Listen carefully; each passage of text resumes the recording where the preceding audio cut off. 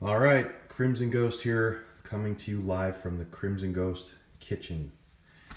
I'm gonna do a procedure today that I just did on some other masks, and I thought I would record it so maybe it'll help you guys out in the future if you run across something like this. This mask here, this is a very, very rare mask called the Mummy 5000 BC from Don Post. Came out in the mid to late 70s, and only a few copies exist because most of them melted or became extremely hard for some weird reason. Could have been a reaction with the paints they used on these particular masks. This copy, hard as a rock. And it's on a styrofoam head, which you know I hate. But besides the styrofoam, the mask, these particular masks got ruined one way or another. So what I'm going to do is attempt to soak this mask in hot water to bring back the shape. Because right now, there is no way I'm going to get that styro head out of there without busting the mask into pieces. You can see the thing is super brittle and definitely going to break if I try to even cut that foam head out like I did before on another piece. So, how do I know it works? I just did it yesterday on these three masks. I'm going to post a picture of what these looked like when I brought them home. And basically the Wolfman was flat as a pancake, and it was very rock hard, just like the Mummy. And this Uncle Creepy was actually stuffed inside the Wolfman, and you can barely see the edge of it inside the mask. If I would have attempted to pull them apart, it would have shattered the Wolfman into a million pieces. They're that brittle. And these masks are very, very, very rare. These are 1967 800 line Don Post masks. You can see they've got some damage still at the top of the nose. I'm going to still try to restore these because of their them being so rare. In fact, well, the Mummy came out pretty nice. You can see it's not too bad at all. There's no major damage. This is actually the second known copy of this Mummy to ever surface. So all this time, since the late 60s, only one copy's been known. And I just found the second one, and the paint on it is like brand new. It's incredible. So these are pretty amazing finds, even though they're in this condition. You will never see masks like this anywhere looking this good. There are a couple Wolfmen out there, I think, but I really haven't seen, I've never seen a picture of the Mummy or the Uncle Creepy that might be out there. So pretty awesome. But anyway, I'll post the pictures and you can see how flat they were, and I would never have attempted to pull them apart.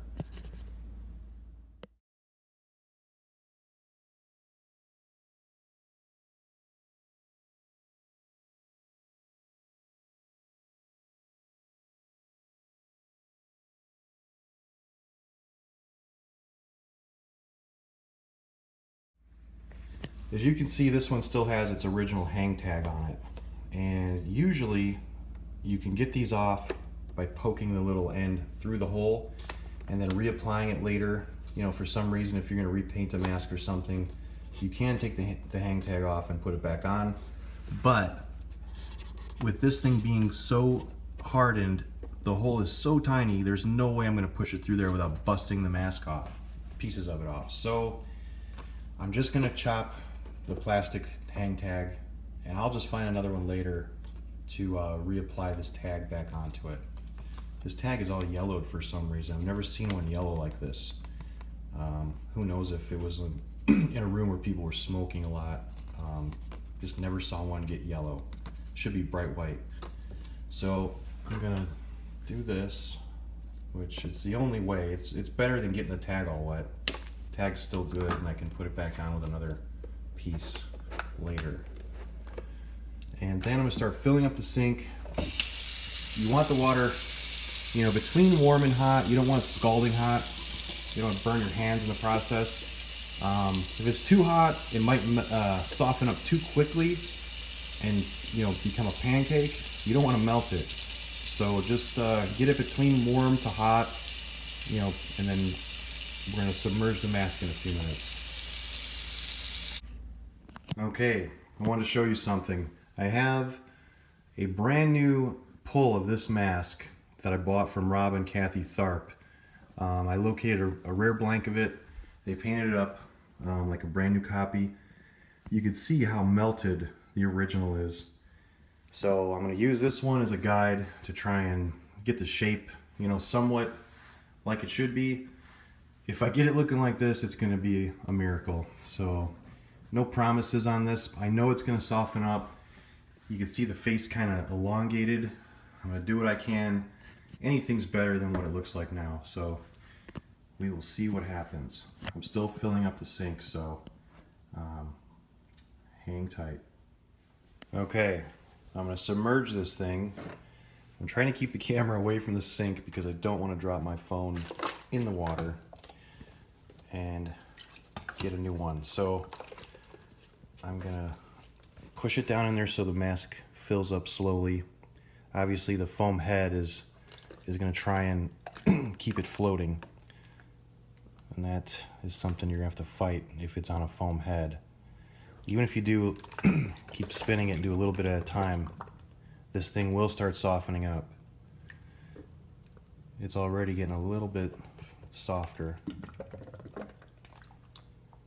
I don't want to crack it from the holding it down too much from the pressure of it pushing up. So just do a little at a time.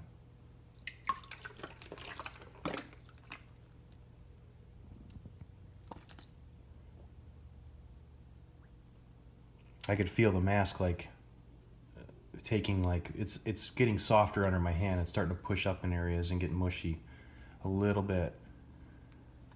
But I should be able to pull that head out shortly after soaking it.